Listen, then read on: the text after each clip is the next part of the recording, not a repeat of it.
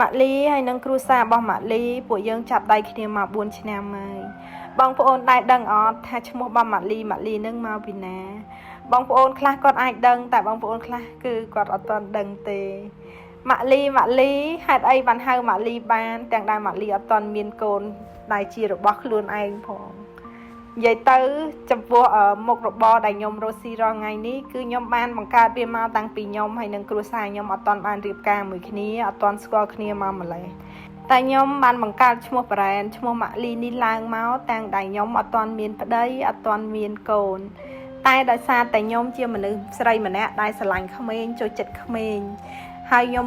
ពេលហ្នឹងគឺខ្ញុំមានក្មួយ2នាក់ក្មួយប្រុស2នាក់ដែលជាកូនរបស់ប្អូនស្រីខ្ញុំបង្កើតនិងកូនរបស់បងស្រីខ្ញុំបង្កើតគាត់ចាប់ផ្ដើមកើតមកអញ្ចឹងហើយខ្ញុំស្រឡាញ់ក្មេងពេលដែលក្មេង2នាក់ហ្នឹងកើតមកគឺខ្ញុំ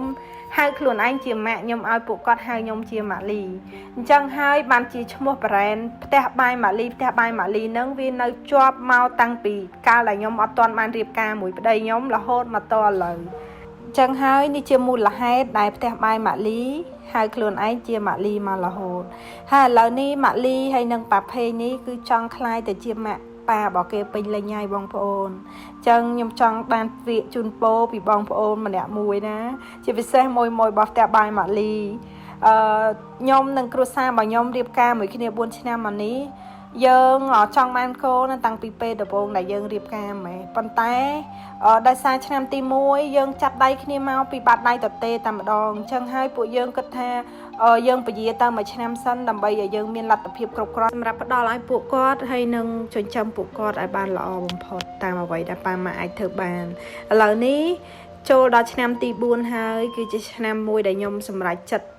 យ៉ាងពិតប្រាកដយ៉ាងដាច់ខាតថាទោះបីជាអត់ទាន់មានកូនតាមបែបធម្មជាតិក៏ពួកខ្ញុំទាំង2នាក់នឹងទៅធ្វើសេវាកម្ម IVF ដើម្បីបង្កកំណត់កូនក្រៅស្បូនហើយបានយើងយកមកដាក់ចូលក្នុងស្បូនវិញដើម្បីពោពោះអញ្ចឹងហើយខ្ញុំចង់បានពាក្យជូនពរពីមួយអតិថិជនរបស់ផ្ទះបាយម៉ាក់លីទាំងអស់នៅថ្ងៃដែលខ្ញុំផុសជាមួយនឹងវីដេអូនេះនៅក្នុង page Rosie របស់ខ្ញុំនេះខ្ញុំសង្ឃឹមថាបងប្អូនទាំងអស់គ្នានឹងជូនពរខ្ញុំម្នាក់មួយម៉ាត់ដើម្បីឲ្យខ្ញុំបានសម្រេចបំណងប្រាថ្នានេះឆាប់ហើយម៉ាក់លីនឹងក្លាយជាម៉ាក់លីដែលពេញលេញដែលមិនមែនត្រឹមតែឲ្យកូនអ្នកដតីហើយយើងជាម៉ាក់លីនោះទេគឺយើងនឹងមានកូនជារបស់ខ្លួនឯងហើយយើងម៉ាក់លីពេញមាត់សម្រាប់អ្នកដែលគាត់ងាយមានកូនឬក៏គាត់មានកូនជារបស់ខ្លួនឯងស្រាប់ហើយគឺពួកគាត់អាចនឹងអត់យល់អារម្មណ៍ពួកខ្ញុំនេះទេសម្រាប់ពួកខ្ញុំការតាមយកកូនរយៈពេល 3-4 ឆ្នាំនេះគឺវាពិតជាយូរសម្រាប់ពួកខ្ញុំពួកយើងតាំងចិត្តចង់បានកូនតាំងពីឆ្នាំទី2ដែលយើងបានរៀបការហើយប៉ុន្តែយើងបានព្យាយាមគ្រប់មធ្យោបាយហើយវាអត់មានដោយសារលក្ខខណ្ឌសុខភាពរបស់ពួកយើងទី1យើងមានវ័យរៀងចំណាស់ហើយដូចខ្ញុំ30ជាងគ្រួសាររបស់ខ្ញុំ40ជាងហើយវាមានលក្ខខណ្ឌសុខភាពផ្សេងទៀតដែលធ្វើឲ្យយើងទាំងពីរអាចថាមានកូនតាមធម្មជាតិរៀងពិបាកជាងអ្នកដទៃបើសិនជាយើងរងចាំអាចថាត្រូវប្រើរយៈពេលយូរហើយបើយើងរងចាំរយៈពេលកាន់តែយូរគឺអាយុរបស់យើងគឺកាន់តែច្រើន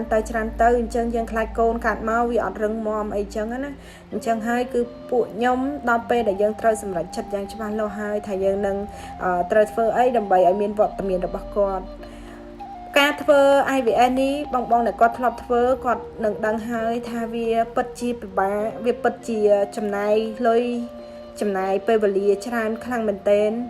ហើយពេលខ្លះយើងធ្វើឲ្យអាចនឹងសំបំណងពេលខ្លះទៀតយើងអាចនឹងខកបំណងម្ដងហើយម្ដងទៀតដោយដែលយើងតាមយកកូនតាមបែបធម្មជាតិដែរប៉ុន្តែឱកាសនិងភាគរយនៃការដែលយើងអាចទទួលបានកូនគឺវាមានច្រើន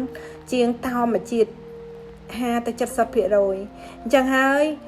ថ្ងៃនេះខ្ញុំសម្រេចចិត្តហើយពួកយើងក៏បានត្រៀមខ្លួនមករយៈពេល 3-4 ខែហើយដែរយើងបានទៅប្រឹក្សាពេទ្យមករយៈពេលចូលចង់កន្លះឆ្នាំហើយដែរអញ្ចឹងវាជិតដល់ពេលហើយរាប់ថយក្រោយទៅតាមមួយខែទៀតពួកយើងនឹងចាប់ផ្ដើមប្រតិបត្តិការក្នុងការតាមយក baby ឲ្យសមនឹងបំណងប្រាថ្នាដែលយើងបានប្រាថ្នានឹងដាក់កូនដើរទុកហើយចឹងហើយថ្ងៃនេះម៉ាក់លីសូមពាក្យជូនពរពីបងប្អូនម្នាក់មួយម៉ាត់មកណាដើម្បីឲ្យមានកម្លាំងចិត្តក្នុងការធ្វើប្រតិបត្តិការតាមយក baby ក្នុងក្តីសម័យអរគុណបងប្អូនហើយសម្រាប់អ្នកដែលអត់ទាន់សមតាមបំណងប្រាថ្នាជូនពរឲ្យពួកគាត់មាន baby តាមបំណងប្រាថ្នា